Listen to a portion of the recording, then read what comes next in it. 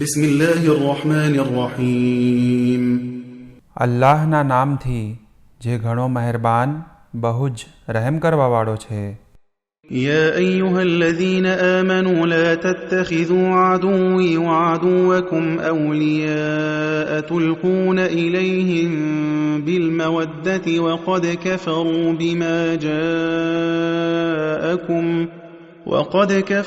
بما جاءكم من الحق يخرجون الرسول وإياكم أن تؤمنوا بالله ربكم إن كنتم خرجتم جهادا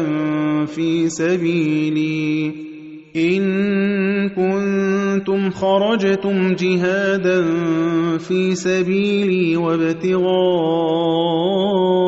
مرضاتي تسرون إليهم بالمودة وأنا أعلم بما أخفيتم وما أعلنتم ومن يفعله منكم فقد ضل سواء السبيل.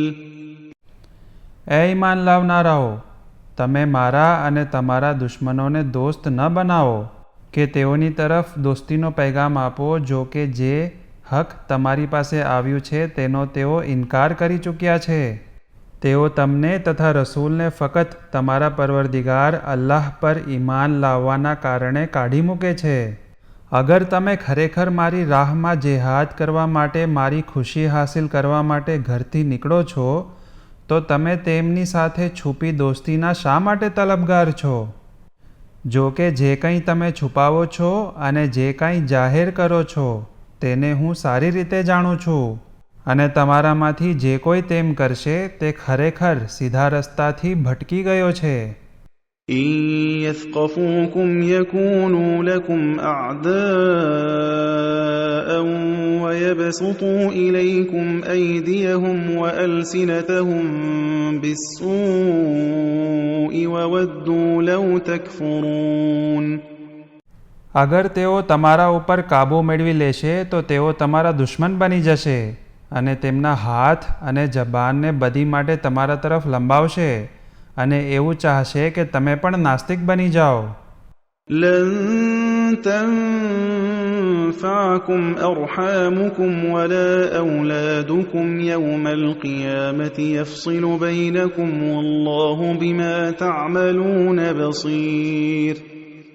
કયામતના દિવસે તમારા રિશ્તેદારો અને તમારી ઔલાદ તમને કંઈ ફાયદો નહીં પહોંચાડે અને અલ્લાહ તમારી વચ્ચે જુદાઈ નાખી દેશે અને તમે જે કંઈ અમલ કરો છો તેને અલ્લાહ જુએ છે. قد كانت لكم أسوة حسنة في إبراهيم والذين معه إذ قالوا لقومهم إنا براء منكم ومما تعبدون من دون الله كفرنا بكم وبدا بيننا وبينكم العداوة والبغضاء أبدا حتى تؤمنوا بالله وحده إلا قول إبراهيم لأبيه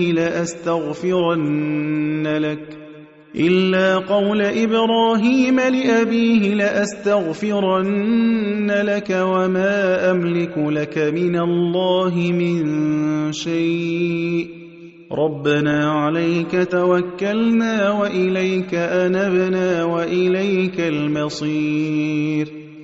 તમારા માટે બહેતરીન મિસાલ ઇબ્રાહીમ અને તેના સાથીઓમાં છે, જ્યારે તેમણે પોતાની કોમને કહ્યું કે અમે તમારાથી અને તમારા ખુદાઓથી બેઝાર છીએ, અમોએ તમને ઝૂઠલાવ્યા અને જ્યાં સુધી તમે એક અલ્લાહ પર ઈમાન નહીં લાવો ત્યાં સુધી અમારી અને તમારી વચ્ચે દુશ્મની અને કીનો એકદમ વાઝેહ છે. સિવાય કે ઇબ્રાહીમનું વચન જે તેના પાલક પિતાને આપ્યું હતું કે જરૂર હું તમારા માટે ઇસ્તિગફાર કરીશ, પરંતુ હું પરવરદિગાર તરફથી કોઈ અધિકાર નથી રાખતો. અમારા પરવરદિગાર, અમે તારા પર જ આધાર રાખીએ છીએ અને તારી તરફ રજૂ થઈએ છીએ. અને તારી જ તરફ પાછું ફરવું છે. ربنا لا تجعلنا فتنة للذين كفروا واغفر لنا ربنا إنك أنت العزيز الحكيم. એ અમારા પરવરદિગાર, અમને તે લોકો માટે કે જેઓ ઈમાન નથી લાવ્યા અજમાઈશનું કારણ ન બનાવો, અને એ અમારા પરવરદિગાર, અમને માફ કરી દે. બેશક તું જબરદસ્ત અને હિકમતવાળો છે. لقد كان لكم فيهم أسوة حسنة لمن كان يرجو الله واليوم الآخر ومن يتول فإن الله هو الغني الحميد. બેશક તમારા માટે તે લોકોમાં બહેતરીન નમૂનો છે તેના માટે કે જે અલ્લાહ તથા કયામતના દિવસની ઉમ્મીદ રાખે છે, પરંતુ જે કોઈ ફરી જશે તેને પોતાનું જ નુકસાન કર્યું, કારણ કે અલ્લાહ બેનિયાઝ અને વખાણને પાત્ર છે. عسى الله أن يجعل بينكم وبين الذين عاديتم منهم مودة والله قدير والله غفور رحيم. ઉમ્મીદ છે કે અલ્લાહ તમારી અને તે લોકોની વચ્ચે કે જેમની સાથે તમારી દુશ્મની છે દોસ્તી પેદા કરી દે, અને અલ્લાહ શક્તિમાન છે અને અલ્લાહ ગફુરુર રહીમ છે.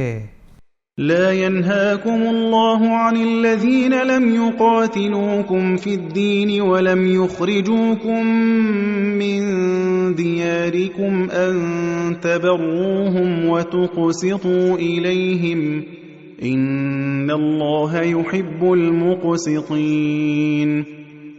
જે લોકો દીનના સંબંધમાં તમારી સાથે લડ્યા નથી અને તમને તમારા ઘરોમાંથી કાઢ્યા નથી, તેમની સાથે નેકી કરવા અને ઇન્સાફથી પેશ આવવાની અલ્લાહ તમને મનાઈ કરતો નથી, કારણ કે અલ્લાહ ઇન્સાફ કરનારાઓને ચાહે છે. إنما ينهاكم الله عن الذين قاتلوكم في الدين وأخرجوكم من دياركم وظاهروا على إخراجكم أن تولوهم ومن يتولهم فأولئك هم الظالمون. અલ્લાહ તમને ફક્ત તે લોકોની દોસ્તીથી રોકે છે કે જેઓ તમારી સાથે દીન બાબતે લડ્યા તથા તમને તમારા ઘરોમાંથી કાઢી મૂક્યા તથા કાઢવામાં દુશ્મનોની મદદ કરી, અને જે કોઈ તેમની સાથે દોસ્તી રાખે તો બેશક તેઓ જ ઝાલિમો છે. يا أيها الذين آمنوا إذا جاءكم المؤمنات مهاجرات فامتحنوهن الله أعلم بإيمانهن فإن علمتموهن مؤمنات فلا ترجعوهن إلى الكفار لا هن حل لهم ولا هم يحلون لهن وآتوهم ما أنفقوا ولا جناح عليكم أن تنكحوهن إذا آتيتموهن أجورهن ولا تمسكوا بعصم الكوافر واسألوا ما أنفقتم وليسألوا ما أنفقوا ذلكم حكم الله يحكم بينكم والله عليم حكيم. એ ઈમાનવાળાઓ, જ્યારે તમારી પાસે હિજરત કરનારી મોમેના ઓરતો આવે તો પહેલાં તમે તેમની અજમાઈશ કરો. અલ્લાહ તેમના ઈમાનને સારી રીતે જાણે છે. પછી અગર તમે જાણી લો કે તેણીઓ મોમેના છે તો તેમને નાસ્તિકો તરફ પાછી ન મોકલો. ન તેણીઓ તેમના માટે હલાલ છે અને ન તેઓ તેણીઓ માટે હલાલ છે, અને જે રકમ નાસ્તિકોએ મહેરમાં આપી છે તે તેમને પાછી આપી દ્યો. અને જ્યારે તેણીઓને મહેર આપો ત્યારે તેણીઓ સાથે નિકાહ કરવામાં કોઈ હરજ નથી, અને નાસ્તિક ઓરતો સાથેના શાદીશુદા સંબંધને આગળ ન વધારો, અને તમે જે મહેર આપી છે તે નાસ્તિકો પાસેથી માંગી લ્યો. જેવી રીતે તેઓને હક છે કે તેઓ પોતાની હિજરત કરીને આવેલ ઓરતોની મહેર માંગે, આ અલ્લાહનો ફેસલો છે જે તેણે તમારા વચ્ચે કર્યો છે, અને તે જાણનાર અને હિકમતવાળો છે. وَإِن فَاتَكُمْ شَيْءٌ مِّنْ أَزْوَاجِكُمْ إِلَى الْكُفَّارِ فَعَاقَبْتُمْ فَآتُوا الَّذِينَ ذَهَبَتْ أَزْوَاجُهُم مِّثْلَ مَا أَنفَقُوا وَاتَّقُوا اللَّهَ الَّذِي أَنتُم بِهِ مُؤْمِنُونَ. અને અગર તમારી કોઈ ઓરત નાસ્તિક તરફ ચાલી જાય અને તમે લડાઈમાં તેઓ પર સફળતા હાસિલ કરો તથા માલે ગનીમત હાસિલ કરો, તો જેની ઓરત ચાલી ગઈ છે તેણીની મહેરનો ખર્ચ માલે ગનીમતમાંથી આપો, અને તે અલ્લાહની નાફરમાનીથી પરહેઝ કરો જેના પર તમે ઈમાન રાખો છો. يَا أَيُّهَا النَّبِيُّ إِذَا جَاءَكَ الْمُؤْمِنَاتُ يُبَايِعْنَكَ عَلَىٰ أَلَّا يُشْرِكْنَ بِاللَّهِ شَيْئًا وَلَا يَسْرِقْنَ وَلَا يَزْنِينَ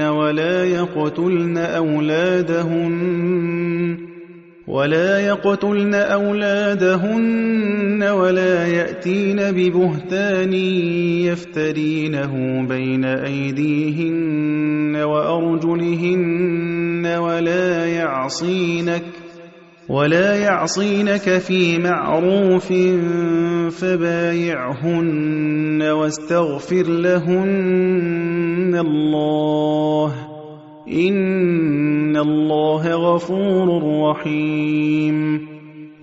એ નબી, જ્યારે ઈમાન લાવનારી ઓરતો તારી પાસે એવી શરતે બૈયત કરવા આવે કે તેણીઓ કોઈને પણ અલ્લાહનો શરીક નહીં બનાવશે, અને ન ચોરી કરશે, અને ન ઝિના કરશે, અને ન પોતાની ઔલાદને મારી નાખશે, અને ન પોતાના ઘડી કાઢેલ જૂઠની નિસ્બત કોઈને આપશે, અને ન કોઈ સારા કામમાં તારી નાફરમાની કરશે, ત્યારે તમે તેમની બૈયત સ્વીકારી લ્યો અને તેમના માટે અલ્લાહ પાસે ઇસ્તિગફાર કરો.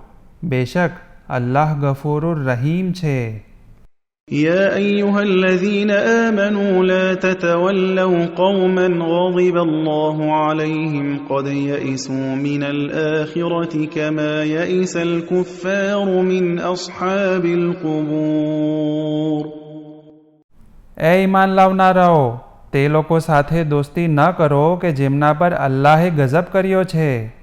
તેઓ આખિરતથી એવી રીતે માયુસ છે જેવી રીતે નાસ્તિક કબ્રવાળાઓથી માયુસ થાય છે.